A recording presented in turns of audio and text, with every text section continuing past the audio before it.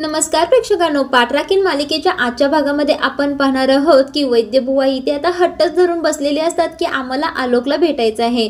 पण आता इथे सुलक्षणा काहीतरी थापा लावूनच म्हणत असते की आलोकला वेळ नाहीये, तो कामामध्ये आहे. पण इथे वैद्यबुवा आता म्हणत असतात की बरं ठीक आहे, पण आम्ही आता पहिल्यांदाच तुमच्या घरी आलो आहोत ना, म्हणजे बघा ना कसं अचानकच लग्न ठरलं. तुम्ही मुलगीला बघायला आलात काय आणि मुलगी पसंत केली आणि लगेच साखरपुडा झाला. साखरपुड्यानंतर लगेच लग्नाची तारीख सुद्धा ठरली आणि या सगळ्या घाई गडबडीमध्ये तुमचं घर सुद्धा पाहणं आम्हाला झालं नाही आणि जावई बापूंशी अगदी चार शब्द सुद्धा मनमोकळेपणाने बोलता आलेच नाही. बाकी काही नाही, त्यांच्याशी थोडं बोलायची इच्छा होती आणि आम्हाला तुमचं घर सुद्धा बघायचं होतं. आता वैद्यबुवा अगदी छान भाषेमध्ये सुलक्षणाला विनंती करत असतात की आम्हाला तुमचं घर बघायचं आहे. आता इथे सुलक्षणा, अंबिका कोणीच काही बोलायलाच तयार नसतात. म्हणजे चला घर दाखवतो किंवा चला तुम्ही आलोकशी बोला असं काही बोलायलाच तयार नसतात, कारण त्यांना आलोकला यांना भेटवायचंच नसतं.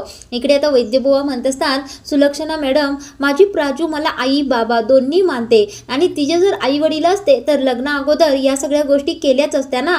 ते एकदम मुलाला भेटले असते, घरदार बघितलं असतं, माणसांशी बोलणी केली असती आणि मगच लग्न ठरवलं असतं ना. पण माझ्या हातून थोडी घाईच झाली, म्हणूनच मला आता आलोकला भेटायचं आहे. त्यावेळेला भाग्यश्री म्हणत असते, हो ना बाबा, तुम्ही बरोबर बोलत आहात. कुठल्याही मुलीचे आई वडील लग्न ठरवताना अगदी असंच वागतात. आता वैद्यबुवा म्हणतात, अगदी 5 मिनिट आम्हाला आलोकशी बोलायचं आहे. आता सुलक्षणा आणि अंबिका चांगल्याच हादरतात. अंबिका म्हणत असते, बहुतेक तो कामामध्ये आहे, तो भेटायला तयार होणार नाही. त्यावेळेला वैद्यबुवा म्हणत असतात, आम्ही जास्त वेळ घेणार नाही त्यांचा, अगदी 2च मिनिट आम्ही त्यांच्याशी बोलणार आहोत. आणि होणाऱ्या सासऱ्यांशी अगदी 2 मिनिट बोलायला काय अडचण असणार आहे त्यांना बरं. आता या दोघी तर काही बोलायलाच तयार नसतात की लगेच वैद्यबुवा आता हट्टाला पेटलेले असतात. उठूनच उभा राहतात आणि म्हणतात, आम्हाला बोलायचंच आहे आलोकशी, काहीही करून बोलायचंच आहे, बोलायला मिळेल ना. आता इथे नाईलाजाने काविना सुलक्षणा म्हणत असते, ठीक आहे, मी तुम्हाला भेटवते आलोकला. आता इकडे आलोक जवळ समर समायरा आलेली असतात आणि ती 2 मुलं आलोकला खूप घाबरत असतात. आता ती दोघे एकमेकात कुजबुजत असतात की मला तर आलोक काकाची खूप भीती वाटते. हे ऐकतो आलोक म्हणत असतो, काय चाललं आहे तुमच्या दोघांचं, इकडे या बरं माझ्याजवळ. आणि तुम्ही मला का घाबरता बरं, मी तुमचा काका आहे ना, आणि उगीच मी कोणत्या कारणावरून घाबरत नाही बाळानो, मी तुमच्यावर कधी रागवलंय का. त्यावेळेला मुलं सुद्धा मानेनेच नाही म्हणत असतात. आता आलोक म्हणत असतो, तुमच्या आरव काकाने मला अशी एक गोष्ट सांगितली आहे की ज्यामुळे मी इथून पुढे कधीच रागवणार नाही, मी कायम शांतच राहणार आहे. आता हे ऐकून मुलं आलोक जवळ येतात. आलोक म्हणत असतो, काय बरं, काय तुमच्या दोघांचं काम आहे, कसली पेंटिंग काढायची आहे. त्यावेळेला मुलं म्हणत असतात, आम्हाला एक प्रोजेक्ट सांगितलं आहे शाळेमध्ये. आता आलोक म्हणत असतो, कसलं प्रोजेक्ट आहे. त्यावेळेला मुलं म्हणतात, आम्हाला आर्ट प्रोजेक्ट दिला आहे आणि तेही घरातल्या वस्तू वापरूनच आम्हाला ते प्रोजेक्ट काढायचं आहे. त्यावेळेला आलोक म्हणतो, वाव, छान, तुम्हाला छान प्रोजेक्ट दिला आहे. आलोक म्हणत असतो, आपणच स्वतः पेंटिंग काढायची आणि स्वतः कलर तयार करायचे आणि मग कलर द्यायचा, ही आयडिया तर खूपच छान आहे की. आता आलोक म्हणत असतो, मी तुम्हा दोघांना मदत करेन, पण एका अटीवर.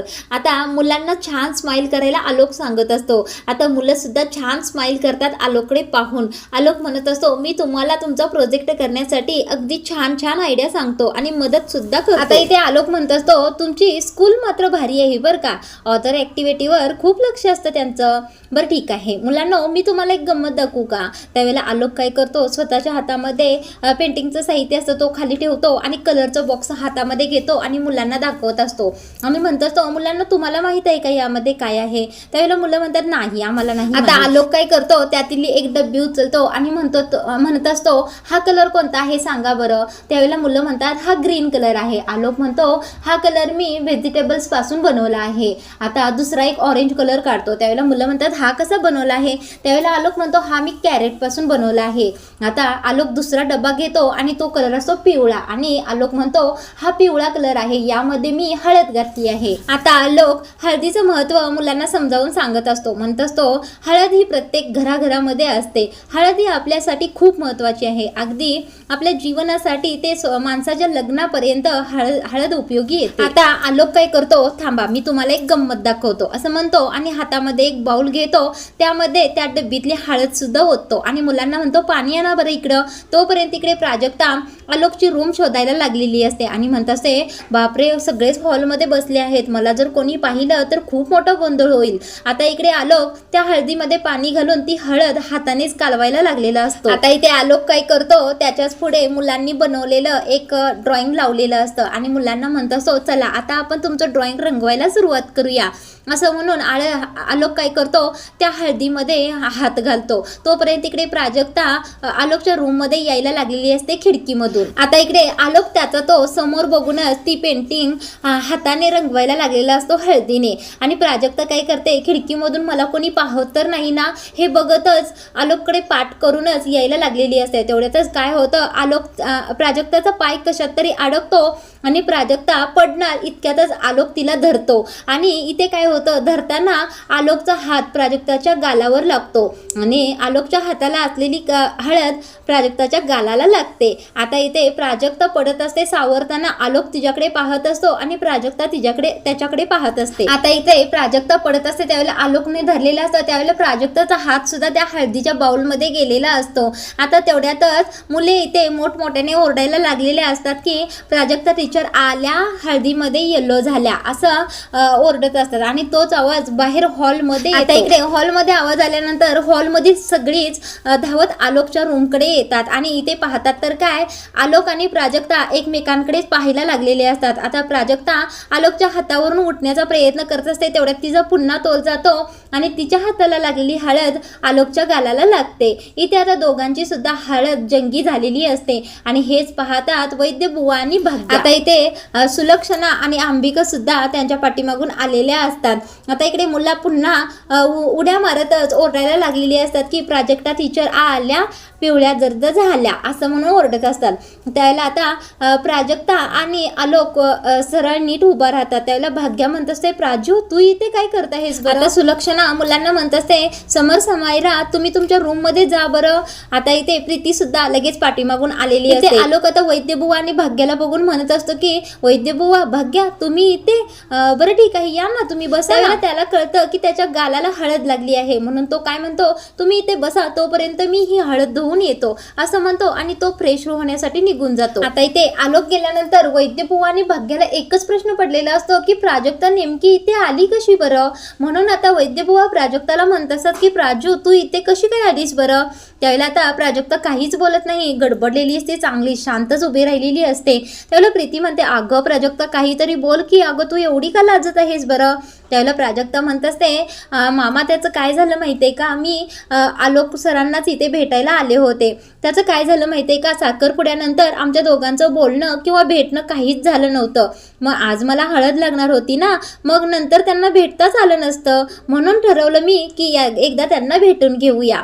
आता प्राजक्ता हे साफ खोटंच बोलत असते वैद्यबुवा. आता प्राजक्ताचं हे बोलणं ऐकून सुलक्षणा म्हणत असते, आता खरं हे लग्न घर वाटायला लागले, आता कुठेतरी मजा यायला लागली. सुलक्षणा वैद्यबुवांना म्हणत असते की वैद्यबुवा तुम्हाला आलोकची उष्टी हळद हवी होती ना, हे पहा इथेच दोघांना हळद लागली आहे, आता आणखी काय पाहिजे बरं. आता सुलक्षणा असं म्हणल्यानंतर वैद्यबुवा आणि भाग्याच्या चेहऱ्यावर छान हसू आलेलं असतं.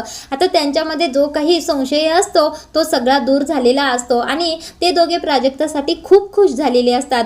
वैद्यबुवा प्राजक्ताच्या डोक्यावर खूप आनंदाने आणि आपुलकीने हात ठेवतात. आता प्राजक्ता मात्र पटकन त्या दोघांपासून तोंड मिरवते आणि हसरा चेहरा असतो तो लगेच टेन्शनमध्ये तिचा चेहरा बदलतो, कारण ती आता वैद्यबुवा आणि भाग्याशी सरळ सरळ खोटं बोललेली असते, ते तिच्या जीवाला लागलेलं असतं. आता इकडे रात्र झालेली असते आणि प्राजक्ता देवासमोर हात जोडून उभी राहिलेली असते आणि म्हणत असते, देवा आज मी खूप मोठं पाप केलं आहे, आज मी खोटं बोलले आहे आणि एक खोटं बोलण्यासाठी दुसरं खोटं आणि दुसरं लपवण्यासाठी तिसरं खोटं असं सतत मी खोटं बोलत आहे आणि आज सुद्धा मामा आणि भाग्यासमोर अगदी सरळ सरळ खोटं बोलले. आणि सगळ्यात मोठा त्रास देणारी गोष्ट कोणती आहे माहित आहे का देवा, आपल्याच माणसाशी खोटं बोलणं खूप त्रासदायक आहे. आता प्राजक्ता म्हणत असते, देवा मी मामाशी सरळ सरळ खोटं बोलले की मला आलोक सरांची आठवण येत होती म्हणून मी तिथे त्यांना भेटायसाठी आली आहे, पण हे सगळं खोटं होतं. आठवण कशी काय येईल बरं, आमचं हे नातं खोट्याच्या आधारावर उभं राहत आहे,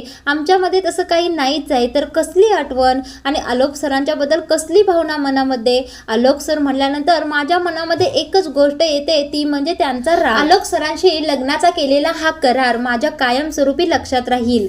भाग्यासाठी मी चेहऱ्यावर कायम हसू ठेवेन. मी भाग्यासाठी माझ्या चेहऱ्यावर सतत आनंद ठेवीन आणि मी सुखात आहे असंच त्यांना दाखवीन. मागे एकदा भाग्या म्हणाली होती की तुझी आणि आलोक सरांची जोडी किती सुंदर दिसेल बरं, पण भाग्याला माहीत नाही ती फक्त तिची एक कल्पनाच आहे. आलोक सरांची पत्नी होणं हे जणू माझ्यासाठी एक स्वप्नच आहे.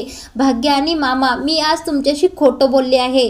आलोक सर खरंच सनकी आहेत. कौशिकची आई जे काही बोलली होती ते सगळं खरं होतं. खोटं तर मी बोलली आहे. आयुष्याचा करार तर मी केला आहे. आलोक सरांशी लग्न झाल्यानंतर खरंच आयुष्य माझं बेरंग होणार आहे असं म्हणून प्राजक्ता आता देवासमोर कळकळत असते. इकडे आता आलोकच्या रूम मध्ये समर समायरा आलेले असतात. आता आलोक इथे समर समायराचं प्रोजेक्ट पूर्ण करून त्यांना देत असतो आणि म्हणत असतो, हे धरा तुमचं झालं प्रोजेक्ट पूर्ण. ते पाहून ती मुलं खूपच खुश झालेली असतात. म्हणत असतात, काका खूपच छान कलर केला आहेस रे. त्यावेळेला आलोक म्हणत असतो, हो ना, पण पुढच्या वेळेला तुम्ही करायचं, हां मी फक्त तोंडाने सांगणार, बाकी सगळं तुम्हीच करायचं.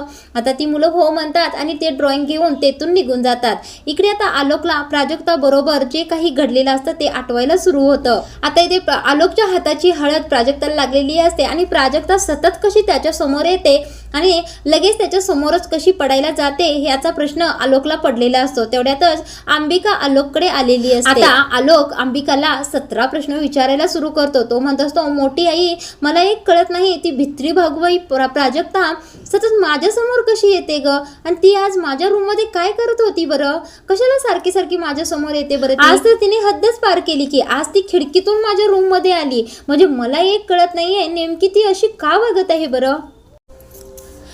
छोटी आई, मी तुला एक गोष्ट सांगून ठेवतो बघ, मी आरवला शब्द दिला आहे म्हणूनच मी शांत आहे, नाहीतर मी अजिबात शांत बसणार नाही. आता जर ती माझ्या समोर आली ना तर माझा रागाचा पारा चढेल बघ, आणि आरवला दिलेला शब्द मोडायला मी कमी करणार नाही, कारण ती मुलगी माझ्या डोक्यात जाते बघ. आणि आज तर हद्दच पार झाली. ते वैद्यबुवा आणि ती भाग्या चक्क आपल्या घरामध्ये माझ्या रूम मध्ये आले होते.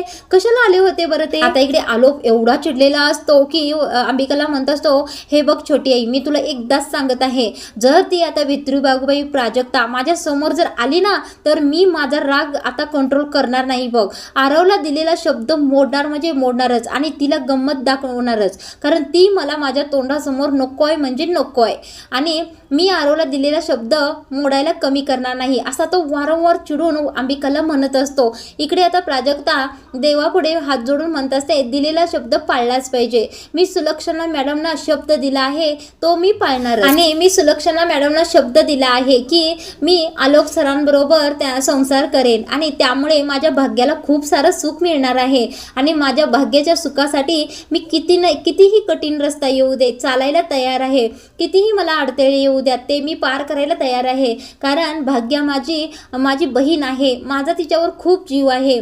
आम्ही लहानपणापासून अगदी एकत्र मोठे झालो, आणि लहानपणापासून आम्ही एक स्वप्न बघितलं होतं की आम्ही दोघी जण एकमेकींची पाठराखीण होणार आहे, आणि माझ्या भाग्याला नवरीच्या रूपामध्ये पाहण्याची माझी खूप इच्छा होती, आणि उद्या जाऊन ते स्वप्न माझं पूर्ण होणार आहे. माझ्या भाग्याच्या वाट्याला अखेर सगळं सुखच येणार आहे. मला माहीत आहे देवा, उद्यापासून माझ्या आयुष्यात सगळा अंधकार येणार आहे, पण त्या अंधकाराशी झगडत लढत जगायला मी तयार आहे. आणि मी जर आलोक सरांशी लग्न करून मी स्वतः त्रास सहन केला तर भाग्याचं लग्न आरव सरांशी होईल, आणि भाग्याच्या आयुष्यातील अंधार दूर होईल. भाग्याच्या नशिबात कायम स्वरूपाचं सुख येईल, आणि भाग्याच्या सुखासाठी मी आयुष्यभर खडतर प्रवास करायला तयार आहे, त्रास सहन करायला तयार आहे.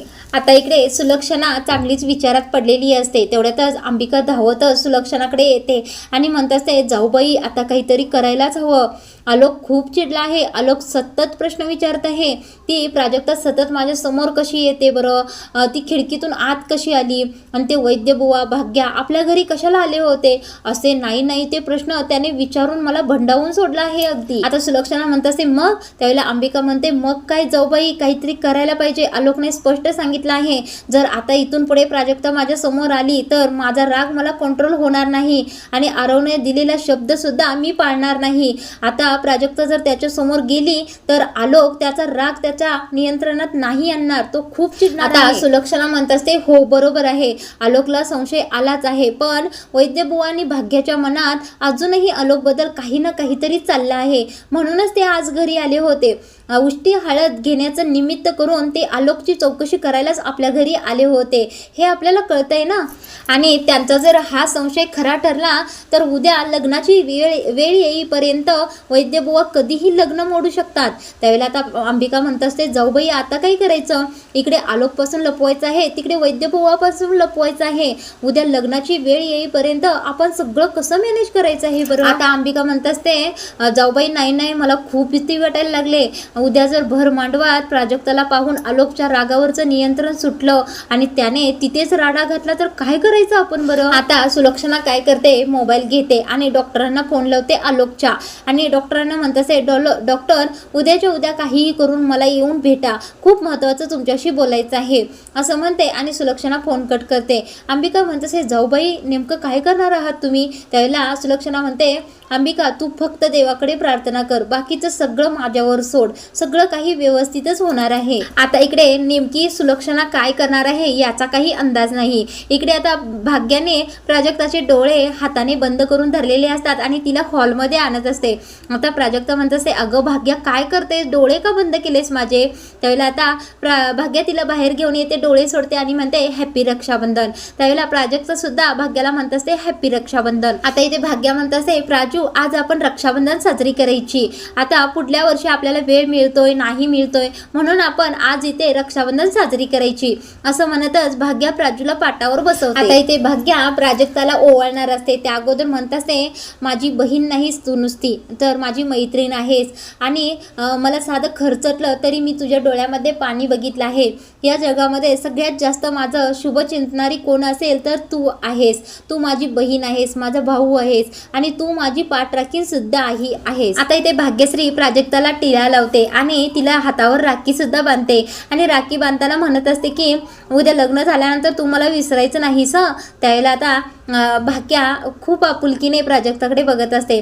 आता प्राजक्ता म्हणते तू बांधलीस ना मला राखी, चल आता तू बस बरं. त्याला आता प्राजक्ता भाग्याला ओवाळायला लागते. त्यावेळेला भाग्या म्हणत असते प्राजू उद्या तू लग्न करून सूर्यवंशी यांच्या घरी जाणार, आपलं घर सोडून जाणार. उद्यापासून सूर्यवंशी यांच्या घरच्या सगळ्या परंपरा तुला पाळायला लागणार, सगळे सण वार रीतिरिवाज तुलाच करायला लागणार, कारण उद्यापासून तू असणार आहेस प्राजक्ता आलोक सूर्यवंशी. उद्या प्राजू तुझं लग्न आहे, डोक्यावर पदर मंगल अष्टका आणि तुला नवरीच्या स्वरूपात मला बघायचं आहे. खूप आतुरता लागले बघ, कधी एकदा ती वेळ येते असं मला झालं आहे. पण प्राजू एक गोष्ट तुला सांगते, आयुष्यामध्ये कधी सुद्धा हारू नकोस, कायम तू सुखात राहा. आता इकडे प्राजक्ता भाग्याच्या हातामध्ये राखी बांधत असते आणि बांधता बांधता स्वतःच्या मनामध्ये स्वतःच्या मनाशी बोलत असते, म्हणत असते सुख म्हणजे काय असतं ते उद्यापासून मी विसरणारच आहे, कारण उद्यापासून माझ्या आयुष्यात सुख नाही तर नुसतं दुःखच आहे.